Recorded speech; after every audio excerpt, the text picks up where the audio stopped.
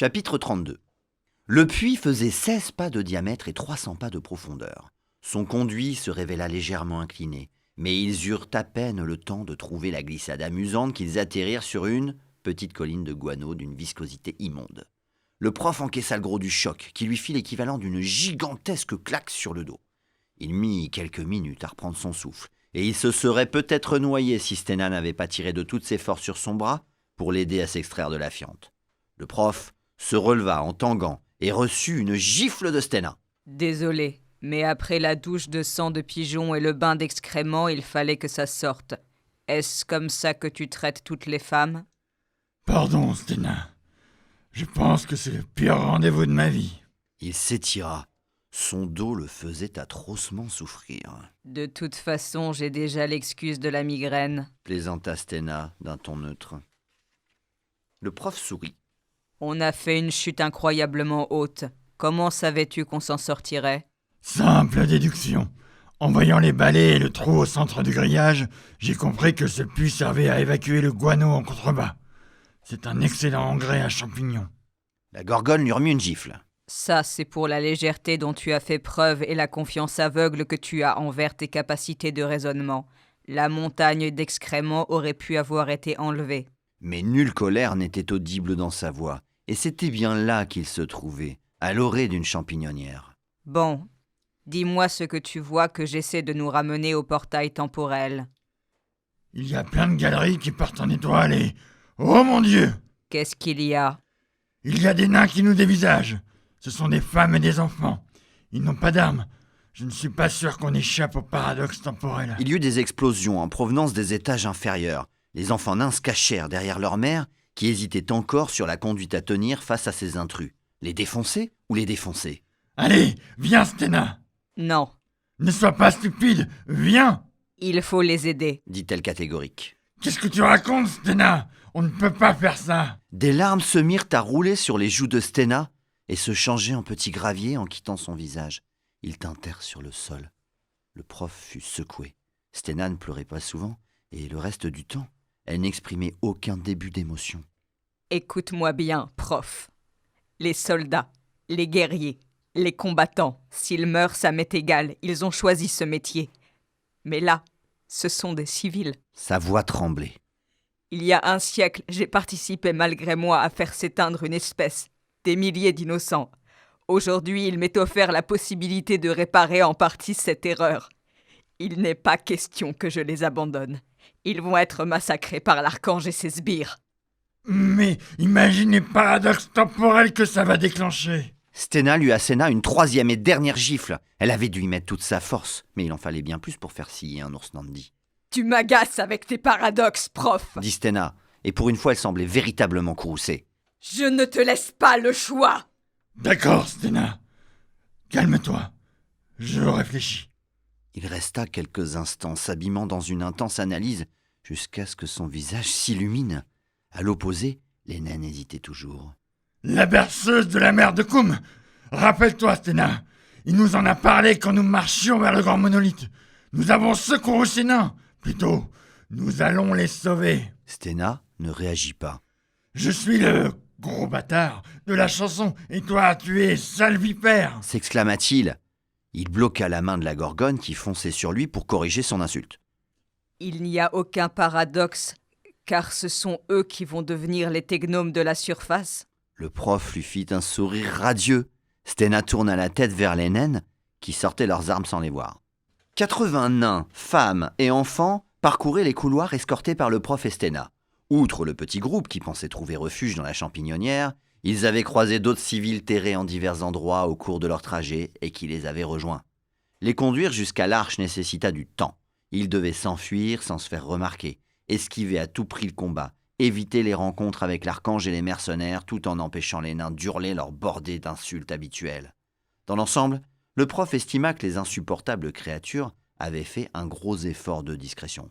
Quelques « Putain !» se firent entendre pendant la marche, et il y eut aussi de rares « Bordel de merde !» un peu trop audibles. Mais ce fut tout, et pour cette espèce, cela témoignait d'une prise de conscience de la part des fuyards, du péril imminent qui menaçait leur existence. Leur remontée vers la porte demandait une prudence extrême. L'archange ne devait rien savoir de leur présence. Leur vie était en danger à chaque étage qu'ils franchissaient. Plus bas dans la cité, les plus dangereuses des créatures de l'époque, ainsi que l'archange lui-même, commettaient actuellement un massacre dont les cris s'élevaient en écho. Combien sont-ils en bas à mourir? Se demanda le prof. Quelle folie! La situation faillit même déraper. Lorsqu'un enfant, voyant un des siens se faire égorger depuis un escalier, lâcha à un elfe noir un sonore. Depuis l'ouverture dans la roche d'où il venait d'être témoin de cet assassinat, il s'apprêta à faire pleuvoir d'autres insultes sur le tueur. Heureusement, sa mère l'entraîna à l'abri et lui plaqua une main sur la bouche en lui murmurant trop fort. Ferme ta gueule, fils de pute, ou je te baisse ton froc devant tout le monde. Ça calma l'enfant. En contrebas, l'elfe noir cherchait l'origine des invectives, mais un de ses compagnons le harangua. « Viens par ici, on a besoin de ton aide, ça résiste par là !» L'elfe noir le suivit. Les fugitifs continuèrent prudemment leur progression, guidés par les naines, se faufilant par les passages les plus discrets, faisant des détours pour rester le plus possible à couvert.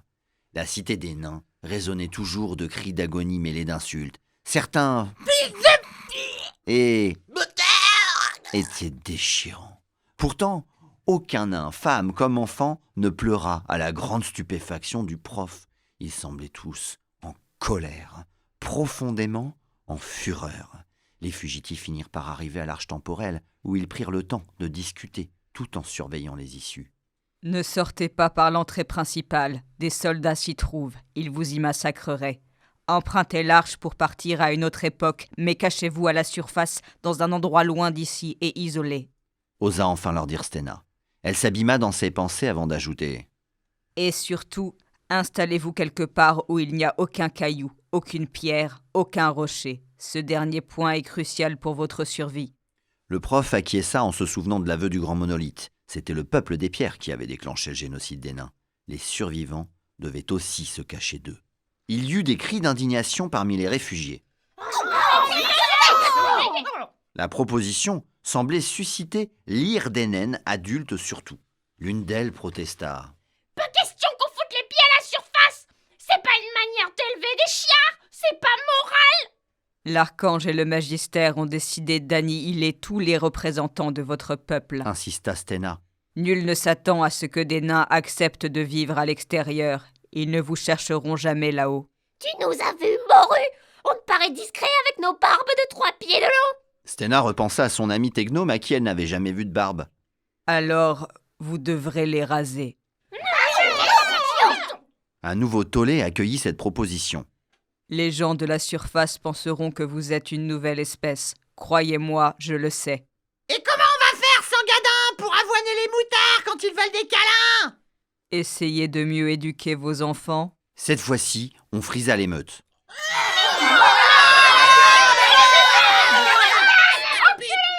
Il y eut des discussions agitées. Certaines naines émirent tout de même l'idée de faire du mal à leurs enfants autrement, mais beaucoup d'entre elles rejetaient en bloc tous ces changements. Le prof se redressa. Il paraissait démesurément grand. Si vous ne le faites pas pour vous, faites-le pour vos enfants, pour qu'ils survivent. Fifusait une naine. Toutes les naines semblèrent d'accord sur ce point. Même les enfants opinèrent du chef. Le prof réfléchit. La psychologie naine devait forcément ressembler à celle du technome qu'il côtoyait de longue date. Fuyez pour préparer une putain de vengeance alors. Essaya le prof. La proposition fut accueillie avec enthousiasme. Une des naines prit la parole. Ça, c'est pas con. On va voter ce que proposent les 2 connards. Qui est pour se planquer là-haut pour y préparer notre putain de vengeance? De nombreux majeurs se dressèrent au-dessus des têtes. Ils étaient nettement majoritaires. La naine qui avait lancé ce scrutin se tourna vers Stena et prof. Personne ne sait compter, mais on est d'accord. Un léger tremblement de terre couvrit les mots de la naine. Des adultes se hâtèrent de mettre les glyphes en position sur les conseils du prof. Après le génocide, mais avant l'arrivée de la multitude innombrable. Bon, on se casse. Chaque petit donne une main à un grand, et le premier petit bâtard qui essaie de se barrer ou de faire un sale coup, il se prend l'autre main de libre de son adulte en pleine gueule. C'est compris, les merdeux? Les réfugiés passèrent l'arche temporelle. Le prof posa sa main sur l'épaule de Stena dont les larmes avaient cessé de couler. Elle souriait intérieurement. Une jeune naine manifestement enceinte fermait la marche. Elle s'arrêta à leur niveau avant de franchir à son tour le portail. On va vous oublier vite